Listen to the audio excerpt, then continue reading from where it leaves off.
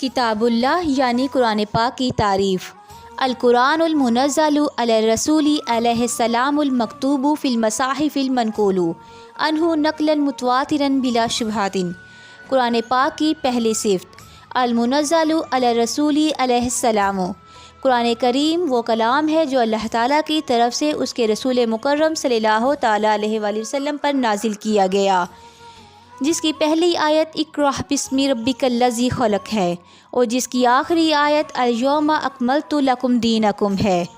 یہ کتاب 23 سال کے عرصہ میں نجمن فنجمن تھوڑا تھوڑا کر کے نازل ہوئی۔ اس کو یکبارگی نازل نہ کرنے اور تھوڑا تھوڑا نازل کرنے کی حکمت کو یوں بیان کیا گیا ہے، لنثبت بہ فؤادک ورتلناہ ترتیلا، یعنی اس کی وجہ یہ ہے تاکہ ہم مضبوط کر دیں اس کے ساتھ آپ کے دل کو، اور اسی لیے ہم نے ٹھہر ٹھہر کر اسے پڑھا ہے،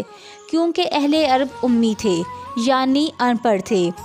ان کی تعلیم کی یہی صورت تھی کہ ان کو پڑھ کر سنایا جائے، اور اگر سارا قرآن پاک یکبارگی انہیں پڑھ کر سنایا جاتا تو وہ اس کو محفوظ نہ رکھ سکتے اور تعلیم کا مقصد فوت ہو جاتا۔ اس لیے تھوڑا تھوڑا نازل کیا گیا تاکہ حضور صلی اللہ تعالیٰ علیہ وآلہ وسلم اس نازل شدہ حصے کی تلاوت فرمائیں،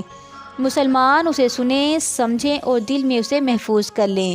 نیز جب کوئی ضرورت پیش آتی اور اس ضرورت کا دباؤ جتنا شدید ہوتا، اس ضرورت کو پورا کرنے کا ذریعہ اتنا ہی مؤثر ہوتا۔ جب عرب کے اس معاشرے کو کسی نئی صورتحال کا سامنا کرنا پڑتا اور وہ اس کے حل کے متلاشی ہوتے اور اپنے تمام قلب و ذہن کے ساتھ اس کے جواب کا انتظار ہوتا، تو اس وقت اللہ تعالیٰ کی طرف سے ایسی آیات نازل ہوتی جو ان کی الجھن کو دور کر دیتی، اور یوں وہ حکمت الہی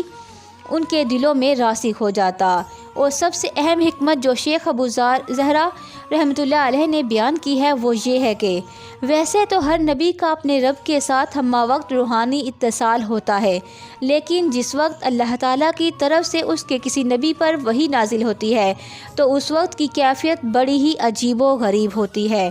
آپ جانتے ہیں کہ حضور صلی اللہ تعالیٰ علیہ وآلہ وسلم پر جب وحی نازل ہوتی تو عجیب و غریب آثار نمودار ہوتے اور خود رفتگی کی کیفیت طاری ہوتی، اور سخت سردی میں بھی جبین سعادت پر پسینہ کے قطرات نمودار ہو جاتے۔ اگر کسی اونٹنی پر سوار ہوتے تو وہ بھی وحی کے بوجھ کی تاب نہ لا سکتی۔ حضور صلی اللہ تعالیٰ علیہ وآلہ وسلم کے سب صحابہ کرام کو معلوم ہو جاتا کہ اب نزول وحی کا سلسلہ شروع ہو گیا ہے، چونکہ رب کریم سے اتصال کی یہ کیفیت اپنے اندر ایک خصوصیت رکھتی ہے،